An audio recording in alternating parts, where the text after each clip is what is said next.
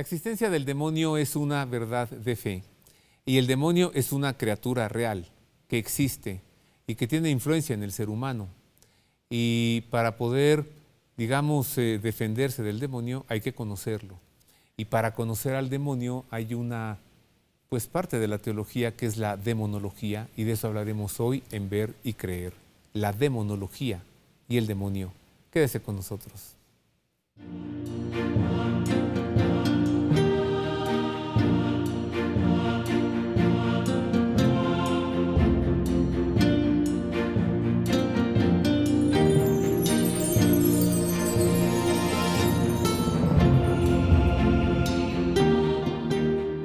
Les saludo con afecto. Gracias por estar con nosotros. Como cada semana es un privilegio saludarle y un privilegio también servirle a través de la televisión.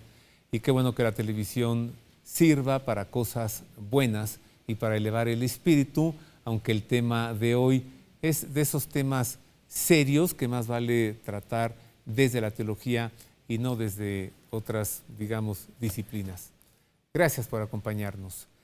Para tratar el tema de la demonología, busqué a quien es actualmente el director de la doctrina de la fe de la Arquidiócesis de México, el padre Rogelio Alcántara.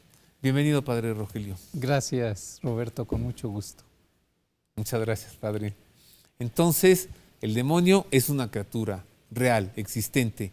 No es una como personificación del mal, como esas calaveras de posadas para representar la muerte. No. No, de ninguna manera. El demonio es un ser real, existe y actúa. Aunque en el siglo pasado hubo algunas corrientes teológicas que quisieron negar su existencia, tanto en la teología protestante como incluso algunos católicos. Y podemos decir que el fundamento que daban era, por un lado, cultural. Decían que era una construcción cultural y que entonces nuestro Señor Jesucristo, al adaptarse a la cultura en la que vivía, pues tomó también este aspecto de la cultura que era el demonio. Y entonces empezaron a decir, no, es que el demonio es una cuestión cultural. Otros más bien dijeron que el demonio era un mito y lo empezaron a tratar como tal. Y también eso influyó, es decir, estas ideas que comenzaron en el mundo protestante, tratando a partir de un método crítico histórico de desmitificar, según ellos, los evangelios, por ejemplo, dijeron, bueno, es que el diablo es un mito, entonces hay que desmitificar el evangelio, pues quitamos al diablo. Y luego también otros lo vieron como un símbolo, simplemente como si fuera una representación de algo que pasa dentro de la persona y que lo manifiestan con este símbolo que fuera el demonio. Así como a la justicia, por ejemplo, se le presenta en una mujer con los ojos vendados y una balanza en la mano, esta es la justicia, ¿no? Entonces, esto es el mal. Sí, entonces dijeron, cuernos, cola. Un símbolo del mal. Ajá. Pero entonces es una criatura real. Es una criatura que existe y que existirá siempre.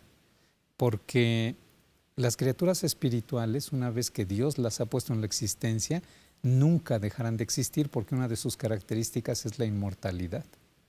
Y entonces el demonio es una criatura, Dios lo creó, inmortal y será inmortal. Suena raro, ¿verdad? Al demonio Dios lo creó. Claro, porque pero no lo creó demonio. No, no, no. Es un ángel, el demonio es un ángel. Y Dios crea este ángel y lo crea bueno. El demonio en su origen era bueno. No solamente bueno por su naturaleza angélica, sino incluso elevado por la gracia divina a un, que podríamos llamar a la participación de la vida divina, y por tanto el demonio estaba en gracia, porque participaba de la vida divina, en la gracia y amistad de Dios.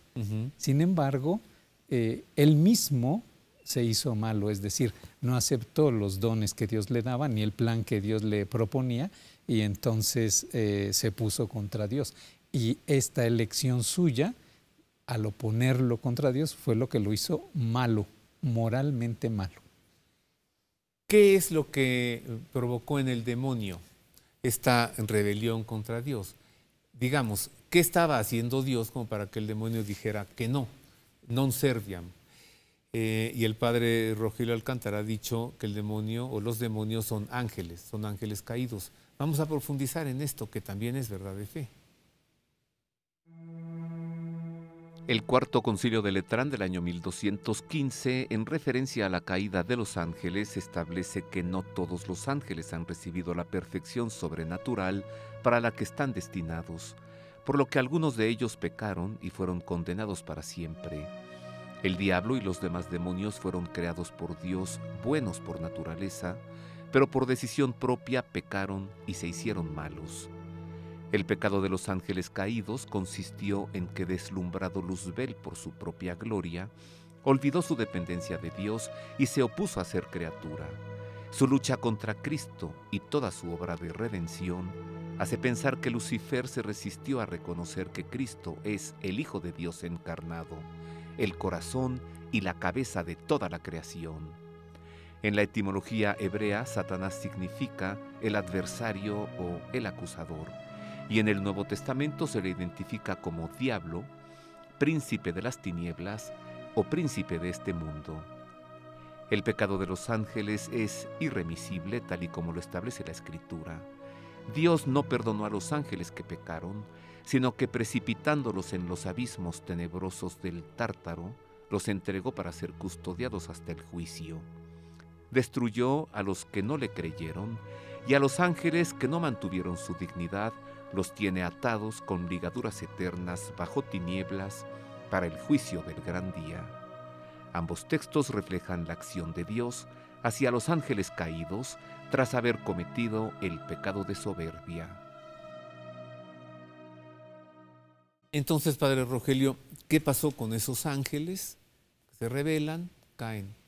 Sí, bueno, lo primero que pasa es no aceptar el plan de Dios, ni aceptar a Dios como fuente y origen de ese plan, porque precisamente en el plan de Dios está presente la encarnación de su Hijo y por tanto la creación de otros seres espirituales distintos a los ángeles por naturaleza, que somos los seres humanos, que estamos compuestos de espíritu o alma espiritual y cuerpo, y que Dios en su providencia y en su plan salvífico había determinado que los ángeles como hermanos mayores sirvieran a los hermanos menores que somos los hombres.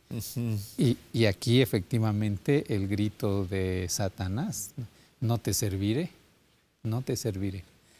Pero también no solamente su tarea que iban a desarrollar con los hombres, sino además todo lo que conllevaba el plan salvífico divino, como era la encarnación. Es decir, el demonio o los ángeles hubieran preferido que Dios no se hiciera hombre, sino se hiciera ángel y compartiera con ellos más cosas, aunque pues ya las compartía espiritualmente. Y además otro aspecto importantísimo es que Dios pensó en este plan salvífico que una criatura humana fuera reina de los ángeles. Ah, la Virgen. La Virgen. Y esto no lo soportó. Como una criatura en su ser inferior va a regirme, ¿no? Porque reina es la que rige. Y entonces no aceptó. Y por esto se ve que el pecado principal de los ángeles fue un pecado de soberbia. Entonces, claro, la creación de los ángeles es anterior a la creación de la criatura humana. Correcto. Y de allí el odio hacia el ser humano, ¿no? O sea, yo no voy a servir a este, y entonces además lo odio. Sí, porque... Y entonces que no se salve nadie. Así es.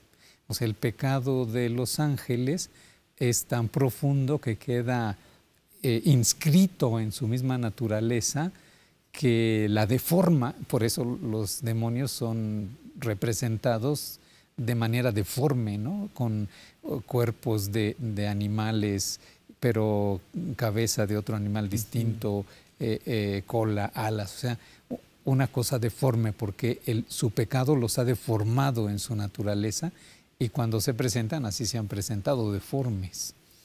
Pero ese pecado los ha llevado al odio, es decir, lo que odian es no poder ellos ya ser felices. Odian al que es feliz y le tienen envidia al hombre que puede ser feliz y que puede ser feliz con Dios. Y entonces de ahí brota toda su actividad con respecto al hombre, hacer que el hombre no sea feliz por envidia. Y obviamente envidia movida por odio. Y si a esto le sumamos, supongo, Padre Rogelio, que el hombre también cayó. Los ángeles cayeron, sí. El hombre cayó. Dios se hizo hombre para redimirlo. Sumémosle que Dios no se hizo ángel para redimirlos. O sea, que la caída de los ángeles es irremisible. Sí, efectivamente. Los ángeles no podían optar varias veces, solo podían optar una sola. Y esto parecería injusto, pero es muy justo por el grado tan elevado de la mente y de la voluntad angélica. Los ángeles tienen un conocimiento muy superior a la naturaleza humana, porque los seres humanos conocemos a través de los sentidos. En cambio, los ángeles tienen ciencia infusa y por tanto no podían equivocarse en el objeto de su conocimiento. Y por esto, porque no podían equivocarse en el objeto de su conocimiento, su voluntad quedaría fijada absolutamente en su acto de elección. Es decir, que una vez que eligen, no pueden dar marcha atrás, no porque simplemente no puedan, sino es que, o no quieran, sino porque ya no pueden. O sea, ontológicamente están estructurados y hechos de tal manera que al tomar una decisión con toda claridad de lo que saben que va a pasar, aún así la toman. Y eso es lo que hace irremisible su decisión. Ahora, este mismo razonamiento, Padre Rogelio, si lo ponemos en Dios antes de crear a los ángeles, Dios ya sabe lo que va a ocurrir. No podría haber dicho, a estos no los creo, porque este Luzbel y lo otro se me van a revelar. Es decir, este es un misterio muy profundo, el conocimiento de Dios, de toda su creación, pero pasa algo con el pecado de los ángeles y con el pecado de los hombres que Dios no quiere que pase.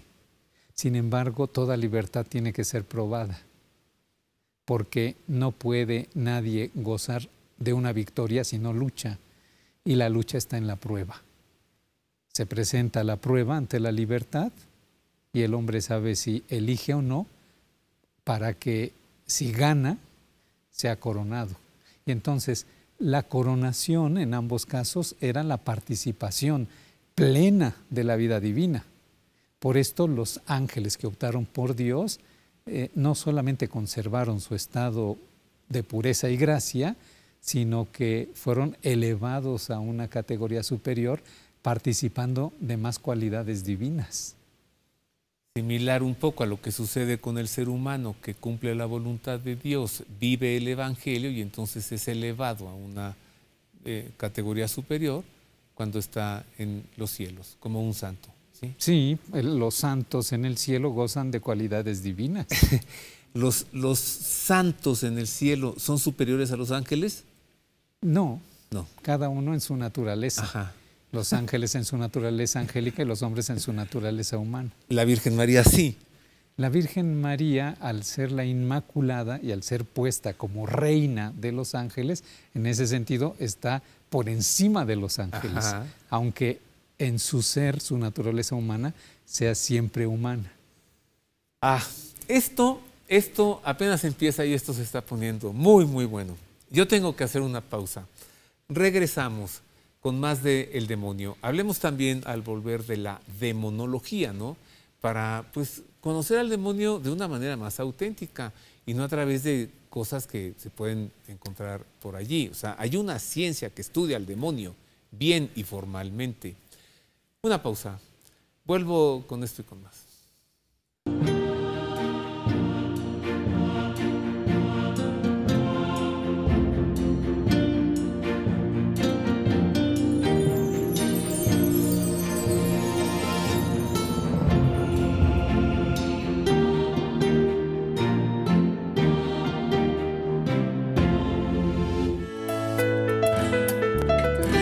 Librerías Verbum, con más de 20 años de servicio, importa y distribuye libros de las más importantes editoriales católicas: Verbo Divino, Salterre, Desclée de Brouwer, Cristiandad, Mensajero, Eunsa, Trota, Herder, Monte Carmelo, Claretiana, Fonte, Centro de Pastoral Litúrgica y Frontera, entre muchas más.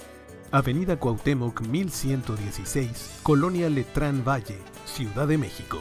Informes y ventas en www.libreriaverbum.mx y al 55 5688 9286 y 55 5688 9295. Librerías Verbum. Libros para la reflexión y el conocimiento de Dios, desde la fe, obras para transmitir la espiritualidad al mundo de hoy.